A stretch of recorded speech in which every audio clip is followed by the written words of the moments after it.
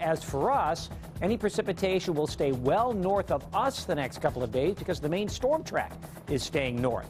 So mild until further notice. And that is your news and weather together. Vince, thank you. It's expensive enough as it is when you get into a crash, but it's about to get even more expensive if you crash in West Allis and don't live there. Starting next year, any car crash in the city that requires service from the fire department, well, the guilty party will be hit with a $250 bill.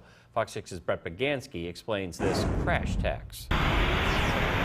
West Allis is never short of traffic, especially in winter during rush hour. You'll probably keep people on their toes and maybe they'll drive safer in West Allis. But the city's fire department will begin charging non-residents $250 for services rendered during a car crash. It very clearly indicates that the crash fee goes to the person who is at fault. Alderman Michael May says the $250 was determined by FEMA's rates and how much it costs to perform a service. Oil spill, for instance, if there's a lot of debris that has resulted from the accident. West Allis estimates the crash tax charged to non-residents will generate $25,000 in the first year. And it's going to have a chain reaction. And it's an idea not sitting well for Jim Badham. Because what's going to happen is non-residents are going to be penalized with the cost of their insurance. Regardless of who is penalized and who is at fault, West Allis says if this fee wasn't implemented,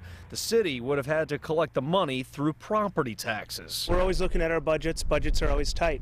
And we want to make sure that, again, we don't want to be putting these charges on the taxpayer. And keep in mind, 12 communities in the Milwaukee County area already have a similar system. Some municipalities charge both the resident and non-resident, and some of those fees range from up to $500. Who is at fault is determined by the insurance companies. Ted and Mary, back to you. Interesting. All right, Brett, thank you. Didn't realize that. Nothing like a little bulletin board material to spice up Sunday's big rivalry game between the Packers and the Bears. Yeah, Chicago receiver Brandon Marshall often lets his actions speak for him, but not today. Don't miss his take, his controversial take.